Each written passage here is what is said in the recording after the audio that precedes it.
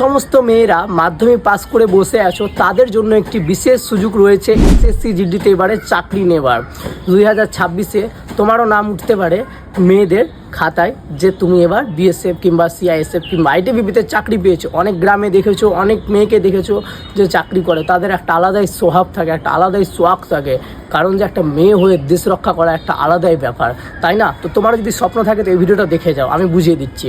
এখন চলছে SSC GD form fill up, যেখানে প্রায় নেওয়া হবে 25,000 প্লাস ছেলে এবং মেয়ে। প্রায় এটা কিন্তু লাস্ট অবধি যাবে 60,000-এর কাছাকাছি। আর তোমাদের শুধুমাত্র লাগবে মাধ্যমিক পাস, পার্সেন্টেজের প্রয়োজন নেই, অনলি ফর মাধ্যমিক পাস করলে তুমি পাবে চাকরি। ওকে, আর মেয়েদের যেটা হাইট থাকবে সেটা হচ্ছে 157 সেন্টিমিটার, মানে খুবই কম। এবং যেটা রানিং যেটা ডিউরেশন তোমাদের টাইম রয়েছে সেটা হচ্ছে 1600 মিটার 8 মিনিট 30 সেকেন্ড, মানে অনেকটাই বেশি।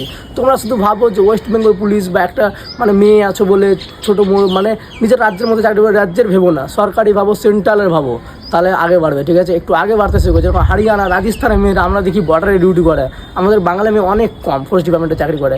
একবার নিয়ে দেখো, তারপরে দেখবে তোমার মধ্যে জোশ জুনুন করাটা আসবে।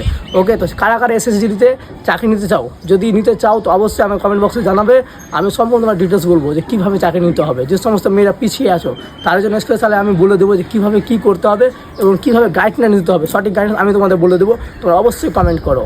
ওকে, তো চলো দেখা হচ্ছে নেক্সট ভিডিওতে।